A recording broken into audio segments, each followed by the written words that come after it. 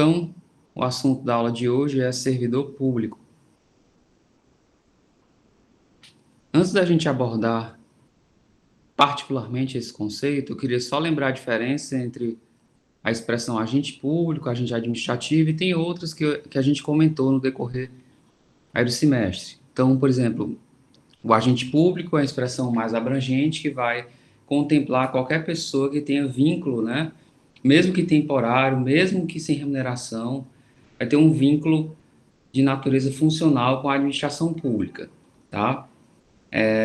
Então, aí se engloba o agente administrativo, o agente político, o agente honorífico, delegado, etc. Então, todos eles, aqueles que tiverem exercendo algum vínculo com a administração pública, tá? Que esteja lá ocupando um cargo, emprego, função, qualquer que seja a denominação, vai estar lá no conceito de agente público. E para fins penais, eu falei para vocês que é como se fosse um servidor ou funcionário público, que é o conceito que o Código Penal traz, tá? Então, por exemplo, eu sou mesário.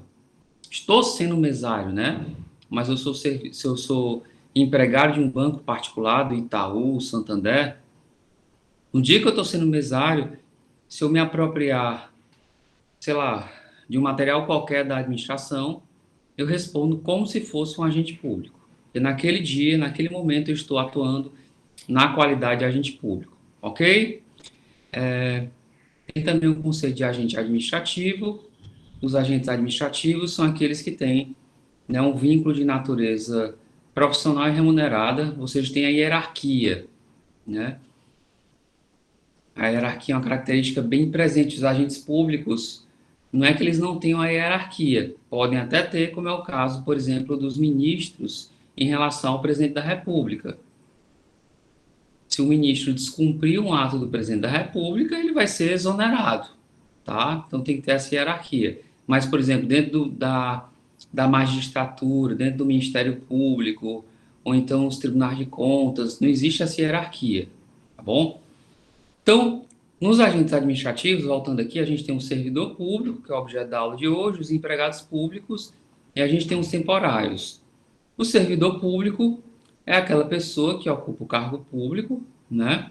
E ele é aprovado mediante um concurso de provas e títulos, a gente vai ver a forma de acesso, né? E eles estão sujeitos ao regime estatutário, ou seja, existe uma lei, vai depender de que tipo de servidor público é, se é municipal, a lei é municipal. Se for estadual, cada estado tem a sua lei, ou federal, que é a lei 8.112, o Estatuto dos Servidores Públicos da União, que é a lei que eu estou subordinado, tá bom? Os empregados públicos também fazem parte da administração, só, pessoal, eu até fiz a distinção. Onde é que estão trabalhando os empregados públicos na administração pública e onde é que estão trabalhando os servidores públicos na administração pública? Os servidores públicos trabalham na administração direta, União, Estado, Distrito Federal, municípios, e trabalham também nas pessoas jurídicas de direito público. Então, se você pensar em autarquia, em fundação pública com personalidade jurídica de direito público, né? Então, aí estão os servidores públicos. Os empregados públicos trabalham nas entidades da administração indireta, que são pessoas jurídicas de direito privado. Então, as empresas públicas, sociedade de economia mista ou fundações públicas com natureza jurídica de direito privado, aí vão estar presentes ou trabalhando lá os empregados públicos. A principal diferença entre o servidor público e o empregado público é a questão da... Primeiramente, o empregado público está sujeito à CLT, a consolidação das leis trabalhistas. É a mesma legislação para uma pessoa que trabalha numa empresa privada, tá? Então, primeira diferença. A segunda, pessoal, é a questão da estabilidade, que o empregado público não tem uma estabilidade, pelo menos assim, de direito. De fato, ele tem. De fato, os empregados públicos, né, dificilmente vão ser demitidos pelos mesmos motivos que um servidor público é demitido. Por exemplo, cometeu um crime, uma improbidade, né, enfim, qualquer ato que gere uma infração funcional, tá? A CLT prevê formas de perda, né, de justa causa. O Estatuto do Servidor Público também prevê as formas de justa causa, tá? Então, assim,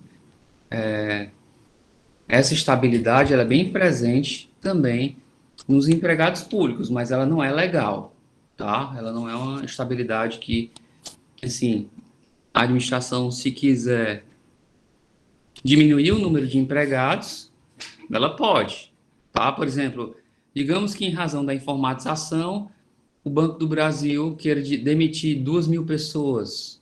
Ele pode? Pode. Na verdade, está contratando, né? E eu ouvi falar que vai ter novo concurso aí. Tá, então, e a Caixa anunciou que está abrindo novas agências, 200 novas agências, sobretudo no Nordeste. Então, assim, mas pode ter o corte, ok?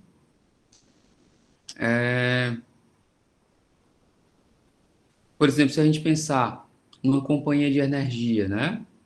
Vamos pensar que a gente não tem milhares de pessoas trabalhando para fazer instalação de rede elétrica em companhias de energia. Digamos que seja uma empresa pública de algum estado, que era no estado de Ceará, uma empresa pública, né? Aí digamos que a Coelce ainda fosse uma empresa pública. E, sei lá, em 10 anos de tecnologia, é possível todo mundo ter energia solar em casa, no Nordeste. Tá? Então seria meio que desnecessário ter milhares de pessoas trabalhando com instalação de energia, tá? A energia elétrica, porque a energia solar iria ser suprida. Você bastaria ter uma placa que qualquer pessoa pudesse instalar, ou seja, a tecnologia vai evoluindo. Então, vai havendo uma mudança, né, da questão dos empregos e a gente vai se adaptando a isso, tá bom? E os temporários são aquelas pessoas que estão lá para atender uma necessidade também temporária de excepcional interesse público, ok? Falei também que não possuem cargo nem emprego, é um vínculo contratual. O caso dos professores substitutos, o caso daquelas pessoas que trabalham no censo, o caso de alguns agentes comunitários com endemias, tá? Enfim, algo dessa natureza, ok? Na pandemia teve muita gente sendo contratada por tempo determinado. Cargo e comissão em função de confiança, eu coloquei aqui uma diferença, né? Esse quadrinho para facilitar.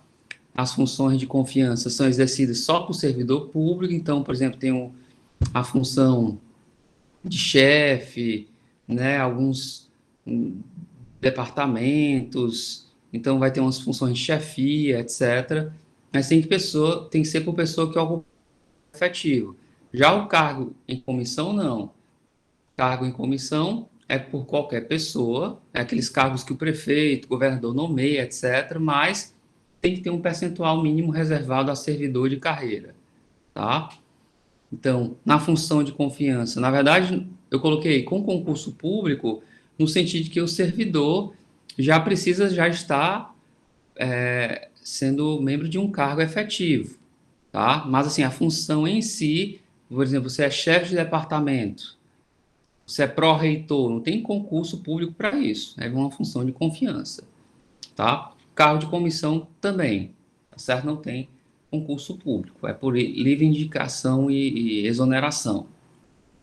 Aí só coloquei aqui também que são conferidas atribuições no cargo e na função e no cargo é um posto, um lugar nos quadros da administração, tá? Ambos é para cargos chefia, direção e assessoramento, que é a maior parte, né?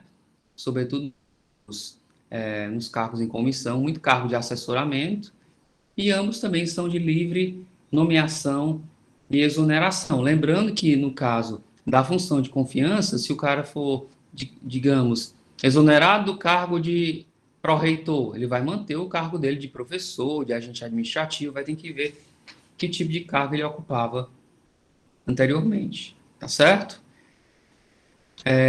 Acesso a cargo, emprego e função, artigo 37, inciso 1º da Constituição, né?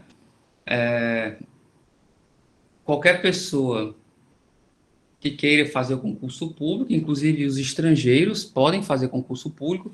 Há, inclusive, um tratado entre Brasil e Portugal que permitem, né, os brasileiros fazerem concurso em Portugal, os portugueses fazerem concurso no Brasil.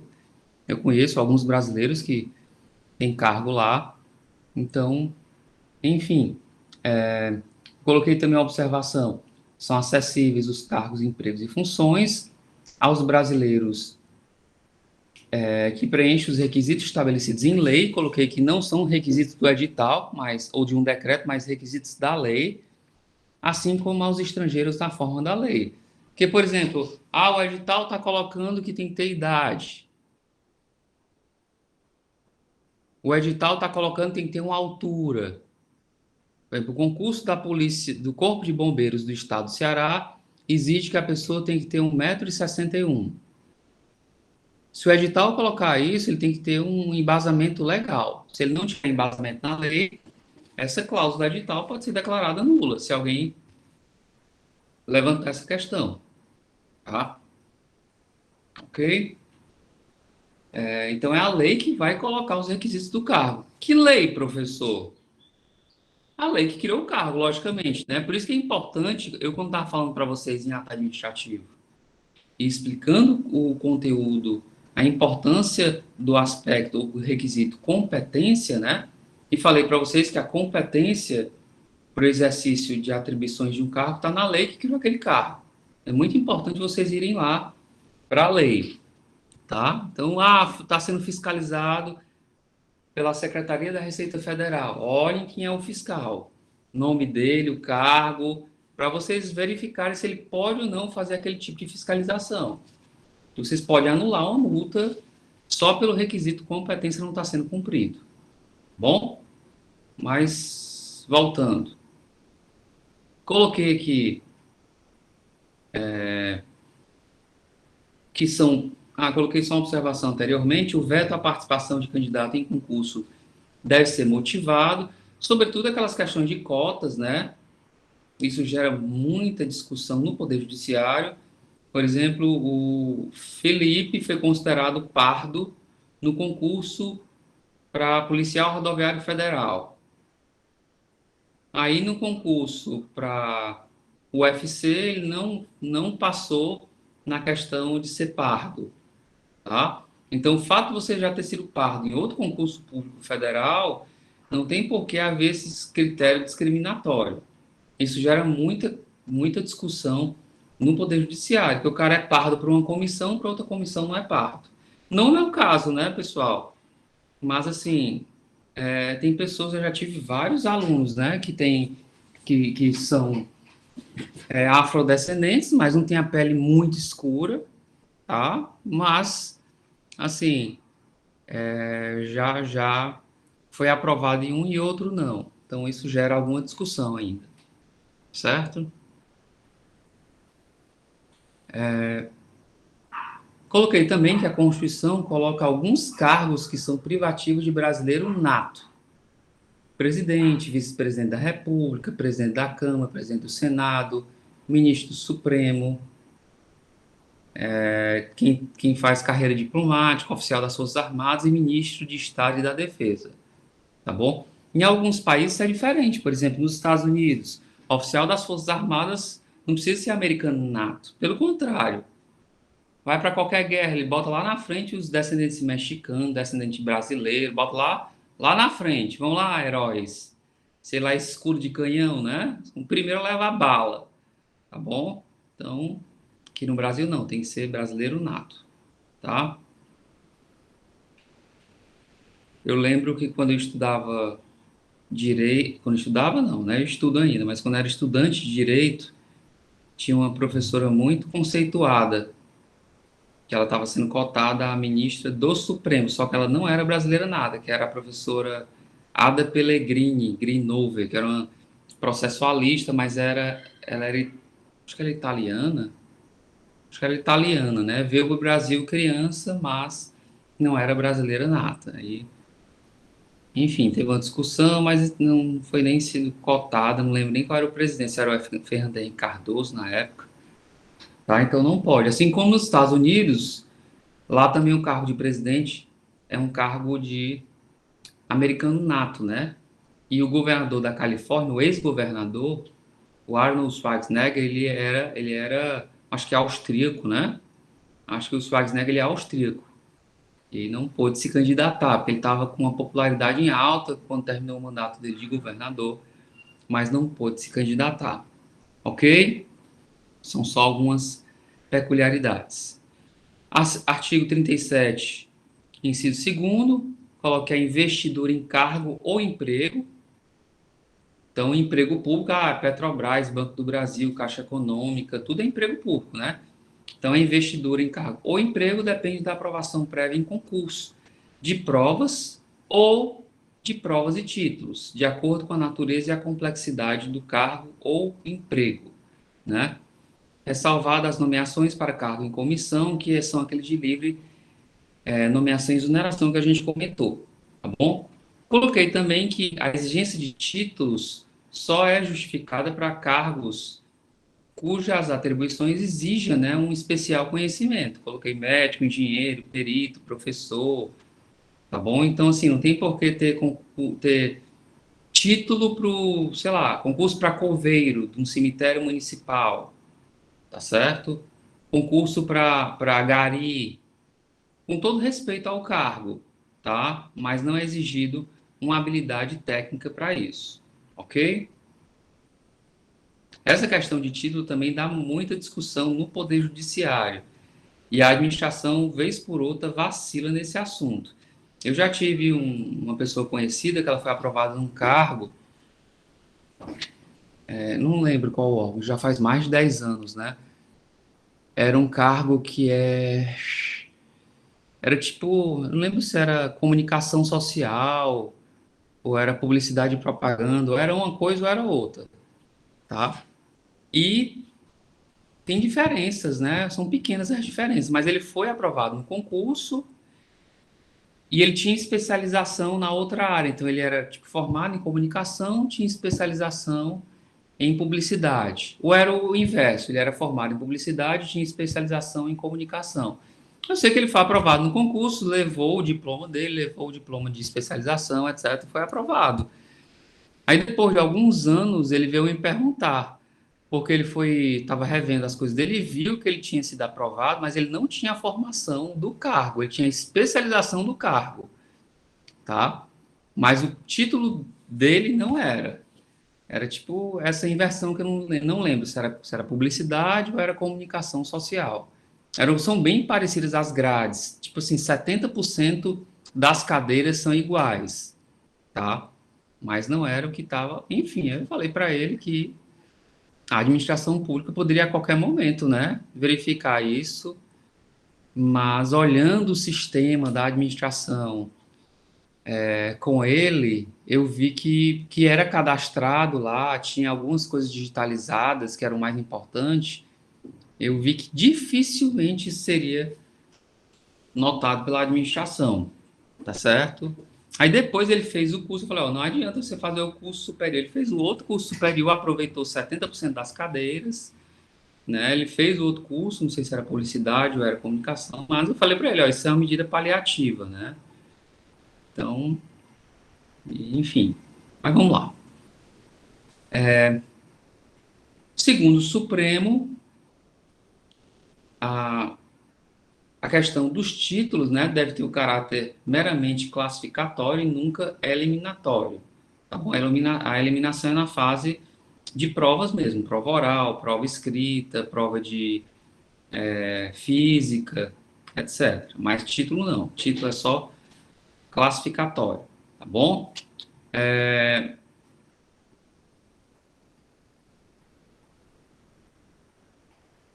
Aí eu só coloquei que a Constituição exige, né, nas carreiras de magistratura, Ministério Público, Advocacia Pública, Defensoria Pública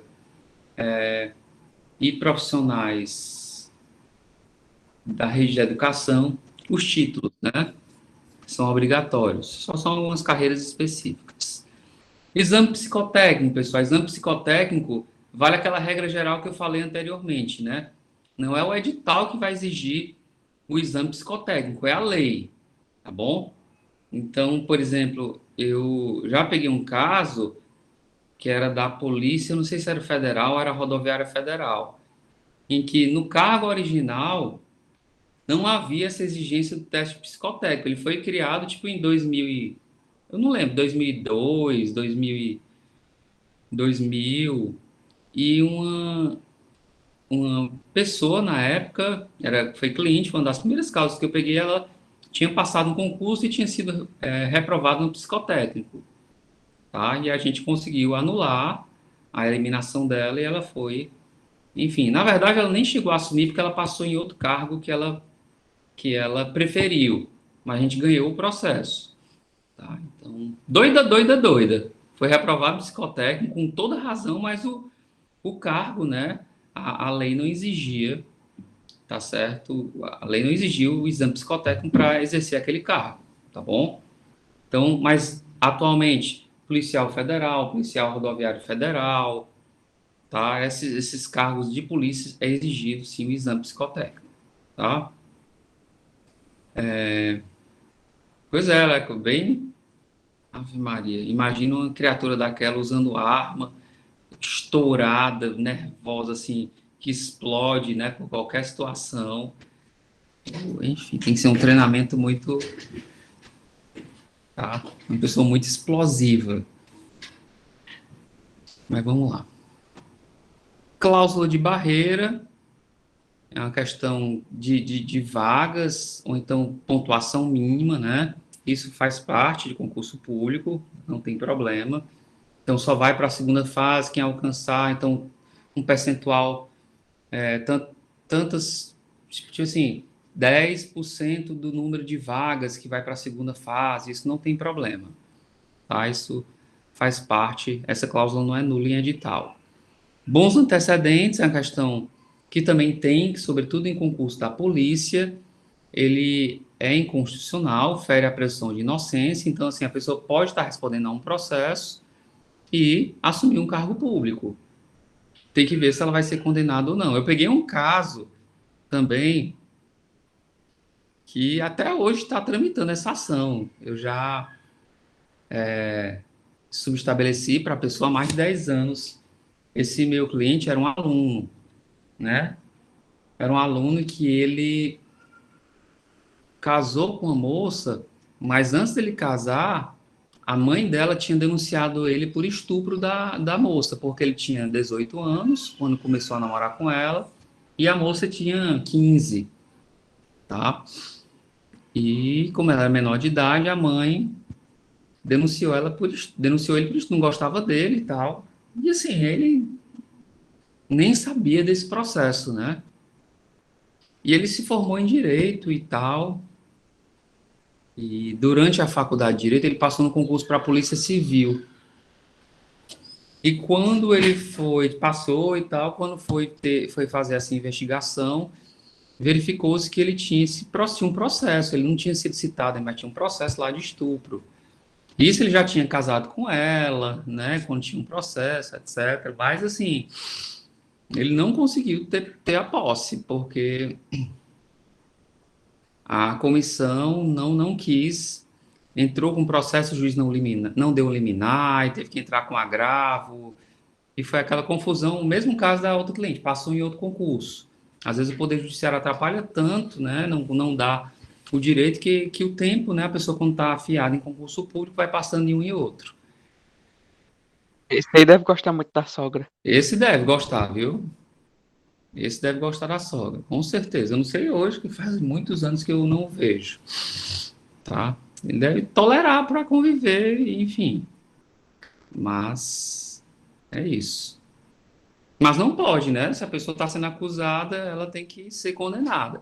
Uma coisa, pessoal, é tipo assim, é um concurso para, sei lá, quem vai trabalhar no Tribunal de Contas e o cara está respondendo a 18 processos de corrupção. Tá bom? Nenhum trânsito em julgado, mas aí são processos em tribunais diferentes, várias diferentes.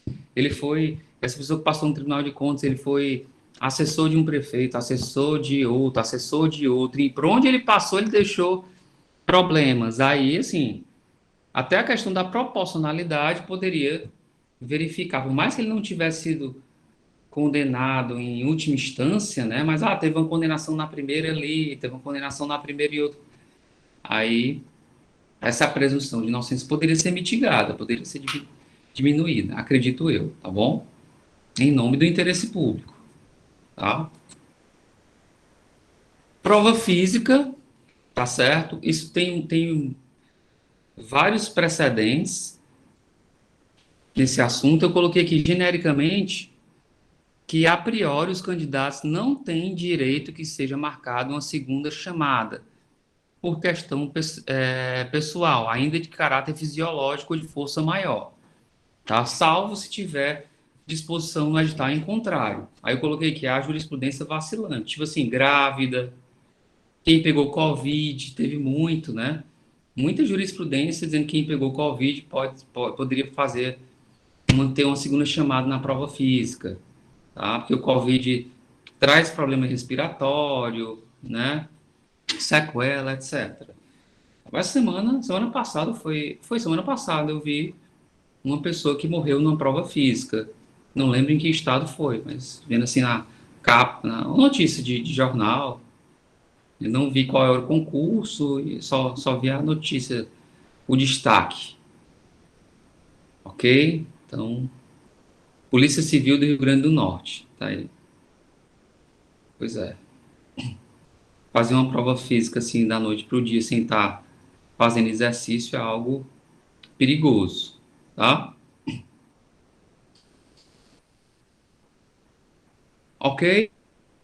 Então, a priori, não tem direito a uma segunda chamada. Ah, machucou-se uma semana antes, tá com febre.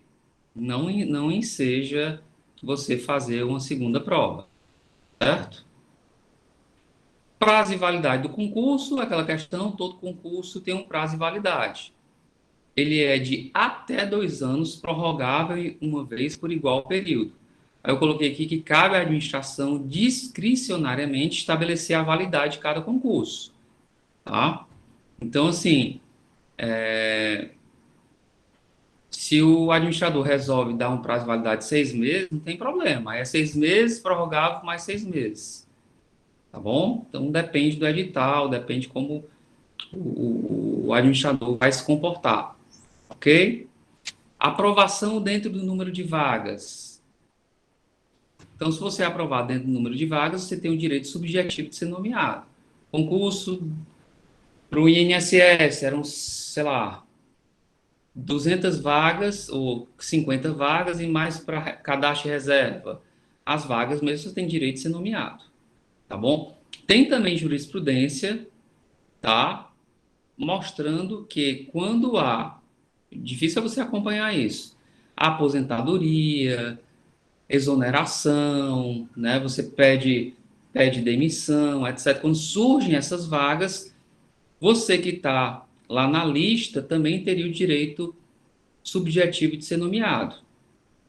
A questão é acompanhar o diário oficial. Hoje, com base na lei do acesso à informação, você pode até solicitar essa informação aí pelos portais de transparência, tá bom? Mas há também jurisprudência nesse sentido. Então, passou no concurso para guarda, opa, se aposentaram tantos. Agora teve um concurso para a Secretaria da Fazenda do Estado de Ceará, né? O meu pai é aposentado de lá, há uns 10 anos, ele disse que vão se aposentar no próximo ano, bem uns 30 colegas deles. Então, é bom para os novos, né? Que era o número de vagas tais, já vão ser chamados outros que ficaram lá no cadastro e reserva. Tá bom? Sim, vocês viram a notícia? O rapaz morreu de quê? Como foi? Qual era a prova que ele estava fazendo? Correndo? Vocês viram? Passou mal? Alguém viu aí o que aconteceu? Foi, Fiquei foi curioso. durante uma corrida, professor. A prova era para Polícia Civil do Estado do Rio É. Grande do Norte. Aí, foi por Pelo que conta da vocês corrida. estudaram já sobre responsabilidade civil, o Estado pode ser condenado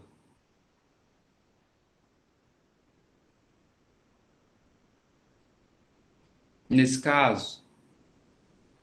Bora, mano. Só um detalhe para acrescentar essa sua pergunta, para os alunos considerarem.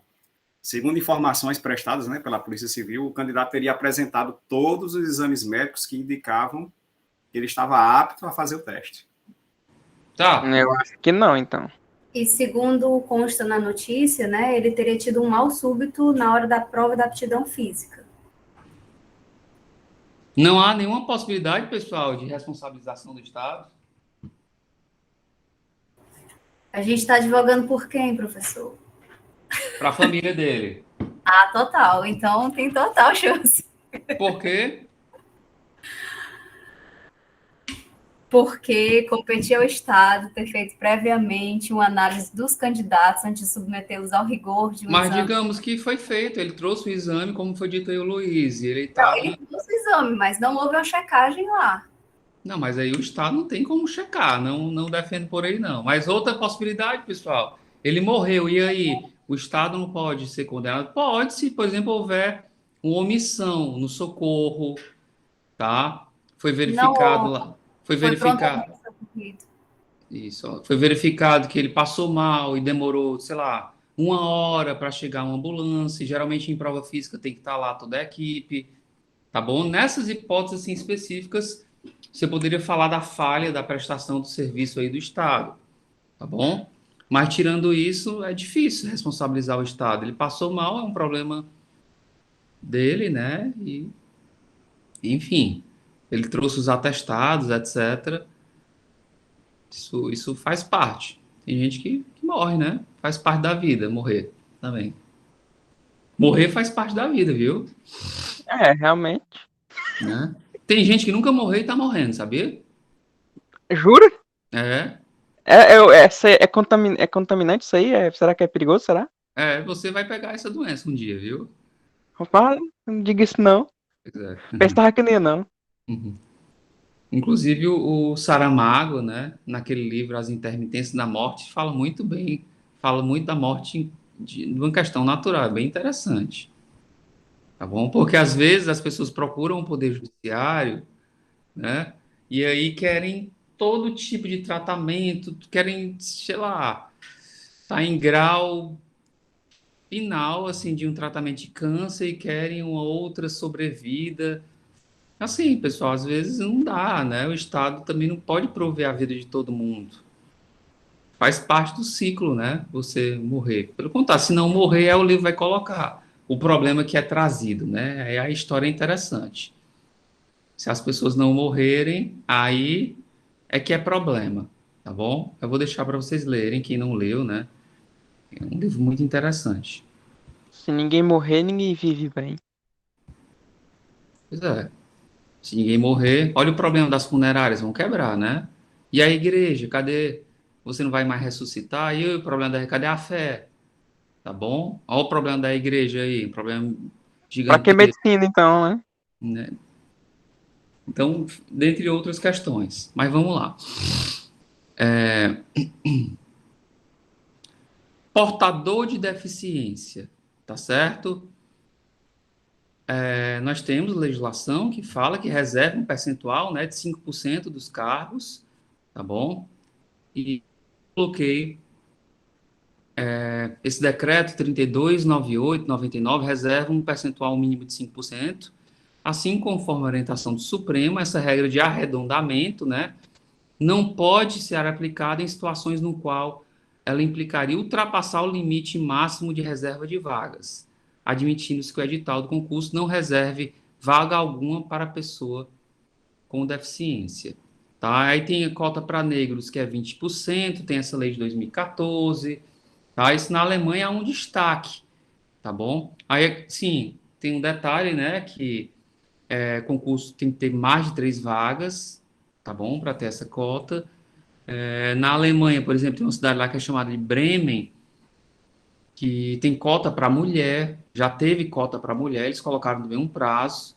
Era uma cidade bem conservadora, que a mulher era aquela dona de casa e tal, eles colocaram cota para mulher, 50% das vagas nos concursos deveriam ser preenchidos por mulheres. Isso varia de país para país, situação para situação, né? Eu acho que hoje, eu nem sei no Brasil, mas há uns, sei lá, 5 anos atrás, eu estava verificando, alguns amigos, 5, 10 anos atrás, estavam fazendo concursos e olhando lá, a maioria era mulher, tá? Que era aprovada, tá bom? Alguns concursos de carreira jurídica, ok? Então é válida a questão das cotas. Eu não sei se essa cota que vai até 2024 ela vai ser prorrogada, tá bom? Isso aí vai depender do Congresso Nacional. O Congresso Nacional atual, eu acho que não aprovaria, mas como em 2024 vamos ter uma renovação no Congresso e não sei se vamos ter na presidência da República, né? Aí vamos ver quem é que comanda essa política, tá bom? Nepotismo, já abordei isso aqui para vocês a falar do princípio da moralidade, né? Que é proibida a nomeação de parentes, mas ele não se aplica a cargos políticos, que eu já discuti com vocês, eu vou pular.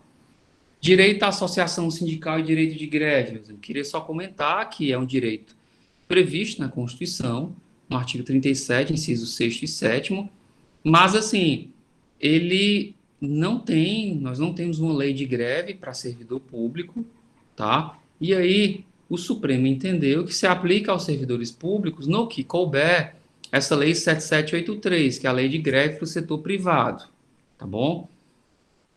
Então, e o Supremo tem vários precedentes, né? Por exemplo, em 2018, eu acho que ele, 19, eu não lembro, decidiu que a greve para o servidor público só pode ser deflagrada se houver ilegalidade da administração pública, né? Não sei se vocês lembram disso. Então, assim, meio que acabou com a greve política, de certa maneira, tá? Mas é muito fácil você provar uma ilegalidade da administração pública, né?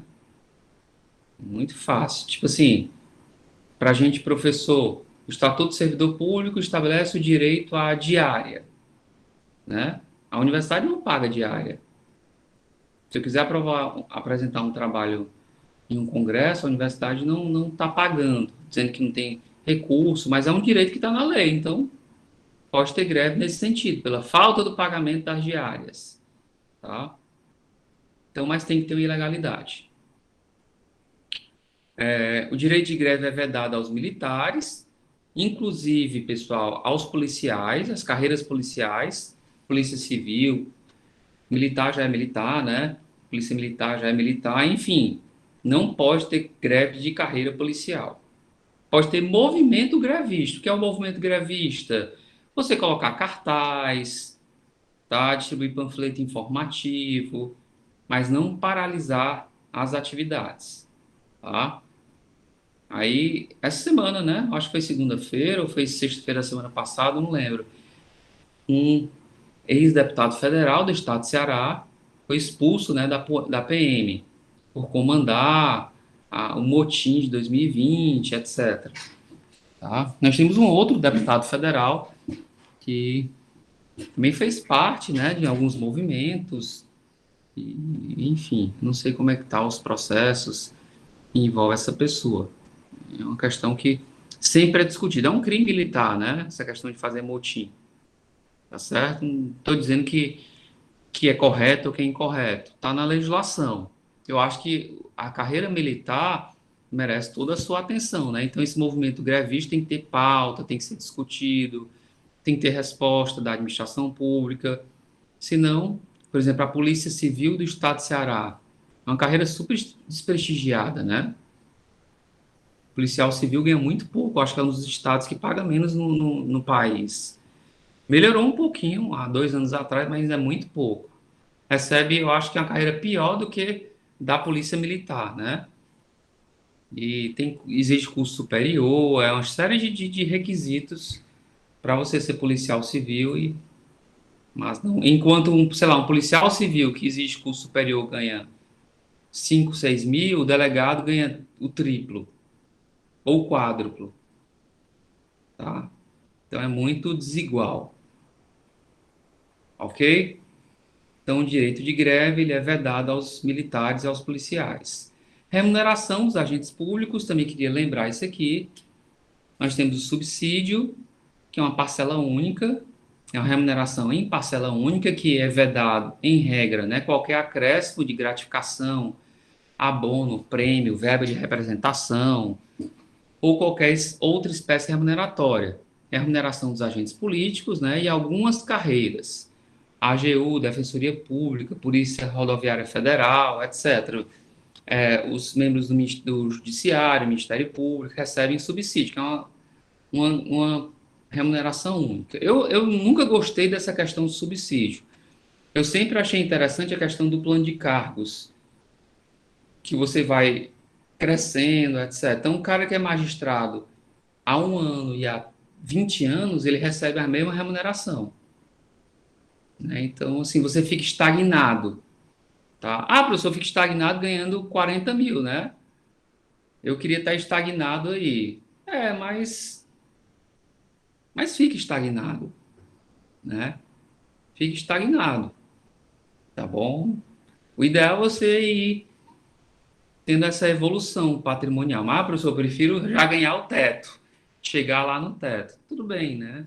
Eu só acho que do ponto de vista da técnica da gestão pública, eu acho que o desenho que cria essa evolução na carreira, que exige que o servidor público se especialize, que exige que ele tenha um bom desempenho, que ele passe por avaliação permanente, eu acho isso interessante, certo? Do ponto de vista de planejamento. Eu não sou a favor de você já chegar no topo e recebendo.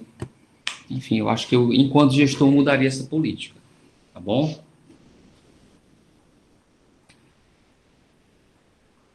E a gente vê o que é que acontece na prática, né? Como eles estão estagnados, eles começam a criar verbas indenizatórias, que não está nessas parcelas aí. Eu tenho amigos que são juízes federais e recebem auxílio para comprar computador, auxílio para comprar livro, motorista, carro, aí começa a receber outras coisas. Ah, é uma parcela única, mas um plano de saúde, né? Não é para ter esses acréscimos, mas tem. Aí vai, quem é que vai processar o Poder Judiciário? O Ministério Público, que também tem as mesmas regalias. Aí é difícil. É difícil, né? Ok? Vencimento. Vencimento é a remuneração do servidor público, em geral, que é o meu caso. Tem um vencimento base e vantagens criadas por lei. Então, a lei criou, por exemplo, a gratificação de titulação, tem uma lei que criou uma auxílio saúde, uma lei então é a lei que vai criando, tá certo? É difícil uma lei criar uma vantagem nova para um servidor, tá? Inclusive, a gente vai falar de teto remuneratório e alguns servidores públicos tinham uma vantagem que era chamada de quinquênio e anuênio, né? A cada 5 anos você recebia 5% de aumento, 10% da... Isso variava de estado para estado, União. E alguns servidores que eram muito antigos, né, recebiam altos salários, mas não porque houvesse algum tipo de desonestidade, estava sendo cumprida a lei, tá? Pessoas que estavam há muitos anos na administração pública, aí recebiam, isso foi meu vedado com o teto remuneratório. A gente vai já chegar nele. Salário é o nome da remuneração dos empregados, provento é de aposentado, pensão, né, para os pensionistas. Então, morreu o servidor público, o marido, a esposa, o filho menor vão receber lá a pensão, certo? Ok? Então, o mais importante é você saber a diferença de vencimento para subsídio. O vencimento, ela tem outras vantagens criadas por lei. O subsídio não. O subsídio é como se fosse uma representação, um valor único. A priori, só pagam as verbas indenizatórias. Por exemplo, um juiz vai se mudar a determinação, pela uma determinação do Poder Judiciário, vai ser extinta uma comarca, o juiz da comarca A vai para B, aí vai pago a mudança dele, tá? Isso é uma parcela indenizatória. Inclusive, essas parcelas indenizatórias, elas não são incorporadas para fim de aposentadoria, que a aposentadoria não é a média da sua remuneração, então não vai entrar na média essa sua indenização, tá? Que é uma parcela temporária aí para auxiliar, ou uma diária, né? Isso não faz parte da sua remuneração normal, ok? Trabalho temporário, né? Eu já adiantei um pouco, que a Constituição coloca, né? Para necessidade temporária de excepcional interesse público, tá bom? Então, tem esses requisitos aí, tá? Eu só coloquei a peculiaridade dessa questão, que a contratação não é feita por concurso, mas é um processo seletivo mais simplificado. Então, as pessoas falam, vai ter concurso para professor substituto, é seleção, né? Não tem, por exemplo, títulos, é só prova, se vocês notarem. É um pouco mais simplificado, tá bom? Remuneração e revisão anual. O Supremo jogou uma pá de cal nesse assunto, porque a Constituição coloca no artigo 37 que a remuneração dos servidores públicos é feita por lei, né, logicamente, observada a iniciativa privativa do governador, do presidente, se for servidor público federal, do prefeito, etc. Assegurado, olha aí, ó, a redação da Constituição, assegurada a revisão geral anual, tá?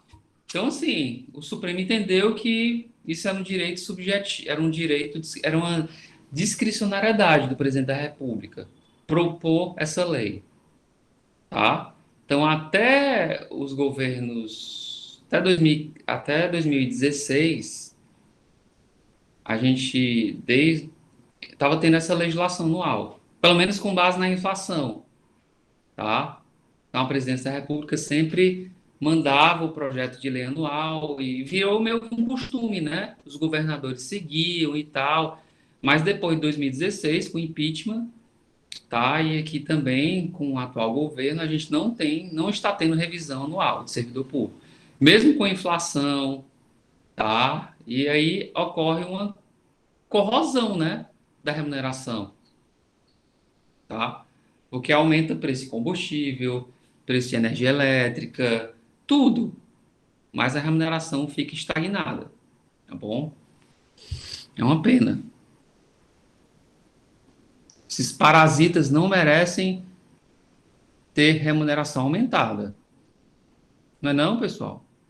Servidor público é parasita. Para algumas pessoas. Na minha opinião, não. O servidor público desempenha um papel fundamental dentro da estrutura estatal.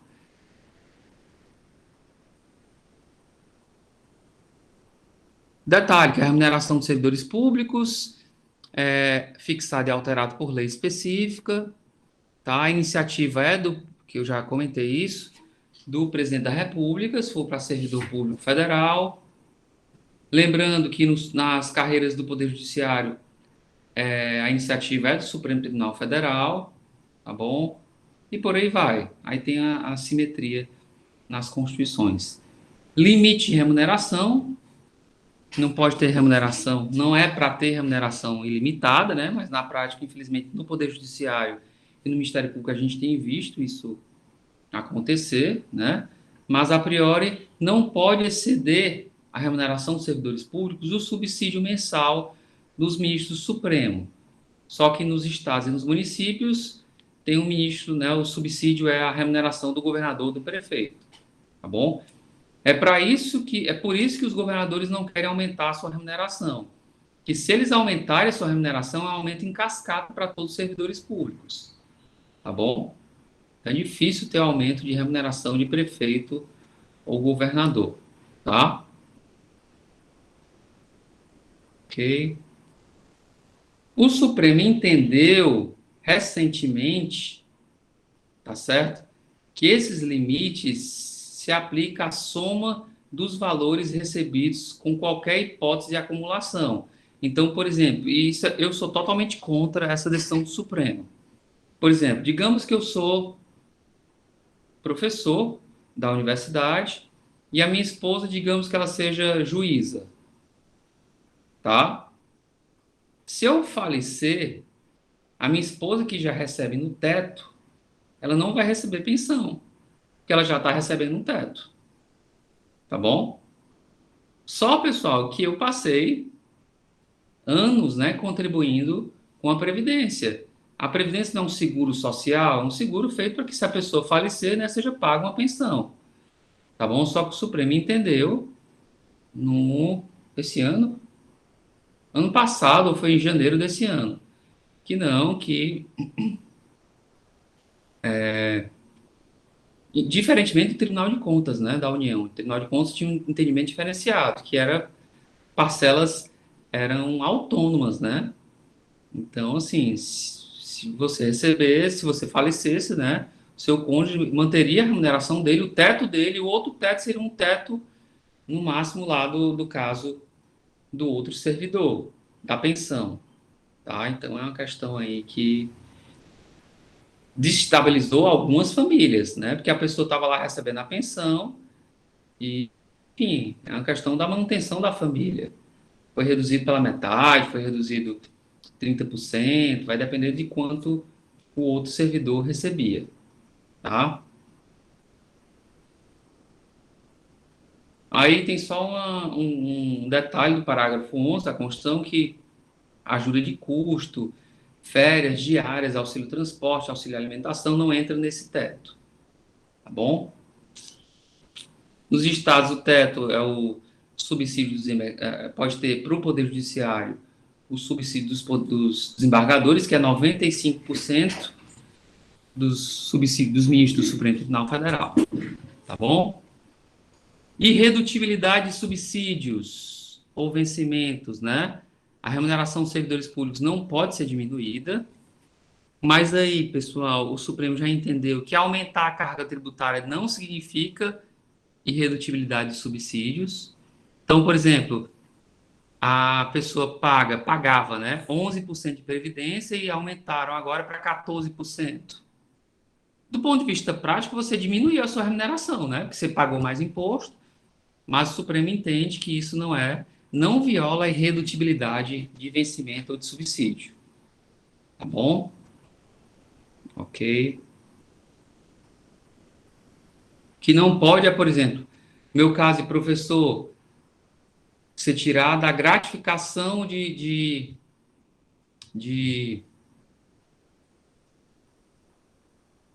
não é o nome? A gratificação da minha pós-graduação, que eu tenho um doutorado, né? Uma lei revogando isso. Não, porque eu vou ter meu vencimento reduzido quase pela metade. Certo? Aí não pode.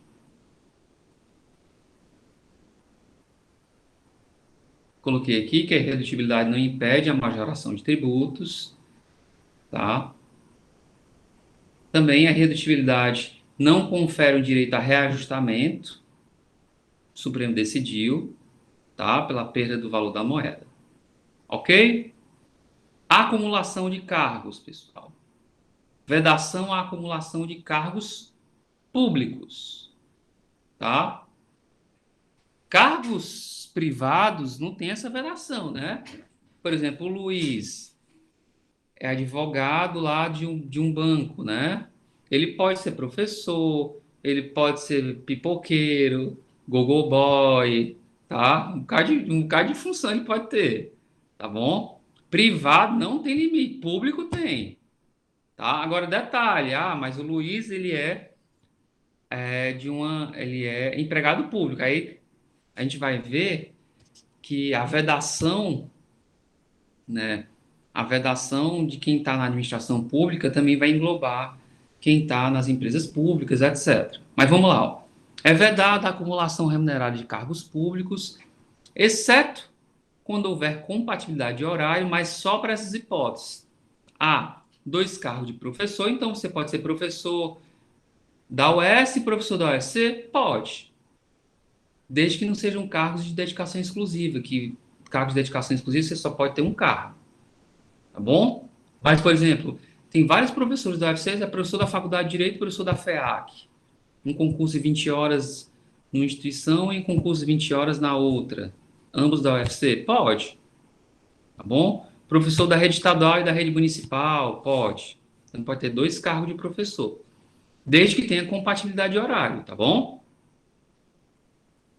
B, pode ser um cargo de professor e outro técnico científico. Pode ser juiz e professor, policial e professor, auditor fiscal e professor, tá bom? Pode ter um cargo técnico. E também pode ter 2 cargos de profissional, cargo ou emprego, né?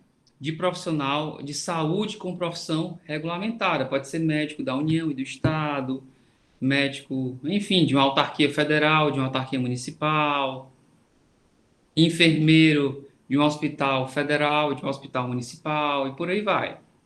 Ok? Profissional de saúde também pode ter 2 cargos. Tá? Cargo político, pessoal. Político. Eu sou servidor público e sou eleito. O que é que vai acontecer? Depende, professor. Se você for eleito para o cargo de vereador, se tiver compatibilidade de horário, você pode continuar sendo professor. Então, se eu conseguir com a universidade um ajuste para que eu dê aula só à noite, eu posso ser eleito vereador, tá? E ser professor. Vou receber as 2 remunerações, tá bom? Mas o único cargo político que possibilita essa acumulação é o cargo de vereador. Prefeito. Se eu fosse eleito prefeito, aí eu tenho que ser afastado do cargo de servidor público e iria exercer o cargo de prefeito. Mas a remuneração eu posso optar. Tá? Então, por exemplo, se eu sou prefeito de um município muito pequeno, a minha remuneração é lá R$ 10.000, eu posso optar pela minha remuneração na universidade, que é maior, tá bom? Já os demais cargos, presidente, não interessa, federal e estadual, todos os demais cargos, deputado, federal e estadual, senador, presidente, governador, todos eles vão se afastar do cargo de servidor público, tá bom? E vão receber a remuneração do cargo efetivo, tá? Por exemplo, a professora da UFC, Luiziane Lins, ela se afastou do cargo dela de professora da UFC e recebe a remuneração de deputada federal, tá bom? Ok? Deixa eu parar aqui a gravação para tirar alguma dúvida.